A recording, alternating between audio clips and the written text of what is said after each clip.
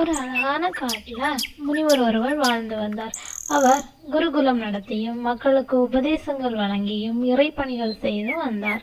ஒரு நாள் அவர் ஓய்வெடுப்பதற்காக ஆற்றங்கரை ஓரமாக சென்று கொண்டிருந்தார். காகம் மரத்திலிருந்து பார்த்து கொண்டிருந்தது. முனிவரை பார்த்த காகத்திற்கு மனதில் ஒரு எண்ணம் தோன்றியது. நான் அழகாகவே இல்லை, இதனால் என்னவோ மனிதர்களும் தங்களை விரும்புவதில்லை என்று முனிவரிடம் கேட்டு, பல வண்ணங்களில் இருக்கும் பறவையை போல நாமும் மாறலாம் என்று மனதிற்குள் எண்ணிக்கொண்ட காகம் அங்கிருந்து பறந்து முனிவர் இருக்கும் இடத்தை நோக்கி சென்றது. முனிவரே வணக்கம். நீண்ட நாட்களாக என் மனதில் ஒரு கவலை உள்ளது. அதற்கு நீங்கள் ஏது? நான் அழகாகவே இல்லை, மனிதர்களும் எங்களை விரும்புவதில்லை, எங்களை கண்டவுடனே துரத்துகிறார்கள். நானோ பல வண்ணங்களில் இருக்கும் பறவையை போல மாற வேண்டும் என்று விரும்புகிறேன்.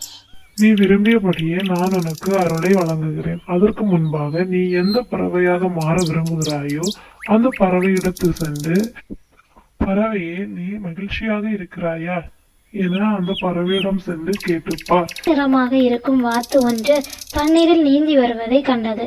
உடனே காகம் அங்கு சென்று, வாத்தண்ணே வாத்தண்ணே, நீங்க பாலை போன்ற வெள்ளை நிறத்தில் அழகா இருக்கீங்க, நீங்க மகிழ்ச்சியா தானே இருக்கீங்க. என் நிறமோ வெள்ளை நிறம்தான், ஆனால் எனக்கு இந்த வெள்ளை நிறத்தில் மகிழ்ச்சி இல்லை.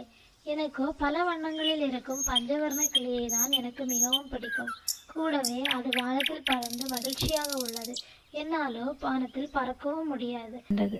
இதை கேட்ட காகமோ அங்கிருந்து பறந்து பஞ்சவர்ண கிளி இருக்கும் இடத்தை நோக்கி சென்றது. சிறிது தூரம் சென்ற பிறகு ஒரு மரத்தின் கிளையில் ஒரு பஞ்சவர்ண கிளி அமர்ந்திருப்பதை கண்டது. கிளியக்கா கிளியக்கா என்று கூப்பிட்டு கொண்டே காகம் கிளியின் அருகில் வந்து அமர்ந்தது. கிளியக்கா, நீங்க பார்க்க அழகா இருக்கீங்க, உங்கள் ரெக்கைகளோ பார்ப்பதற்கு அழகாக இருக்கிறது, நீங்கள் மகிழ்ச்சியா தானே இருக்கீங்க. நான் என்னவோ பல வண்ணங்களில் அழகாக தான் இருக்கிறேன், ஆனால் எனக்கு இந்த அழகில் மகிழ்ச்சி இல்லை. மனிதர்களும் எங்களை கூண்டில் அடைத்து வைத்து அழகு பார்க்க தான் விரும்புகிறார்கள், அதனால் எனக்கு இந்த அழகில் மகிழ்ச்சி இல்லை. என்னை விட அழகாக மயில் தானே இருக்கும், நீ அதனிடம் சென்று கேட்டுப்பார், நீ மகிழ்ச்சியாக இருக்கிறாயா என்று. ஒரு ஆற்றங்கரை ஓரமா மயில் ஒன்று தன் தோகையை விரித்து நடனமாடி கொண்டிருப்பதை காகம் கண்டது. இதை கண்ட காகமோ மரத்தின் கிளையில் சென்று அமர்ந்தது.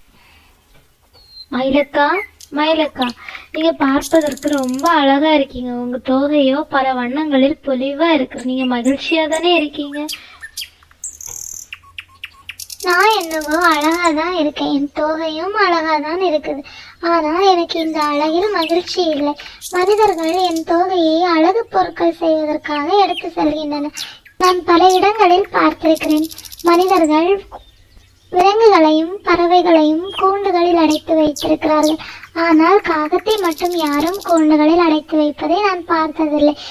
நான் நினைக்கிறேன் நீதான் ரொம்ப மகிழ்ச்சியா இருக்கிறாய் என்று. ஆமாம் மயிலக்கா, நான் மகிழ்ச்சியாக தான் இருக்கிறேன் அப்படின்னு சொன்ன காகம் அங்கிருந்து பறந்து முனிவர் இருக்கும் இடத்தை நோக்கி வந்தது.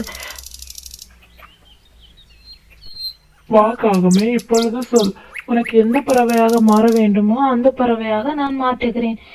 வேண்டாம் முனிவரே, நான் காகமாக இருப்பதுதான் எனக்கு மகிழ்ச்சி, நான் வேற எந்த பறவையாகவும் மாற விரும்பவில்லை அப்படின்னு சொன்ன காகம் அங்கிருந்து பறந்து மகிழ்ச்சியுடன் சென்றது. மனிதர்களாகிய நாம் கூட சில நேரங்கள்ல அவங்கள மாதிரி இருந்திருந்தா நம்ம ரொம்ப மகிழ்ச்சியா இருந்திருப்போம், இல்லை இவங்கள மாதிரி இருந்திருந்தா நம்ம ரொம்ப மகிழ்ச்சியா இருந்திருப்போம் அப்படின்னு மனசுக்குள்ள கவலைப்படுவதுண்டு. அப்படின்னு வீணா மனசுக்குள் கவலைப்படாம நம்ம எப்படி இருக்கிறோமோ அதிலே ரொம்ப சந்தோஷமா வாழ கத்துக்கணும். இந்த கதையை இவ்வளவு நேரம் பொறுமையா பார்த்ததற்கு நன்றி. இந்த கதை உங்களுக்கு பிடிச்சிருந்ததுன்னா சப்ஸ்கிரைப் பண்ணுங்க, லைக் பண்ணுங்க, ஷேர் பண்ணுங்க. நன்றி.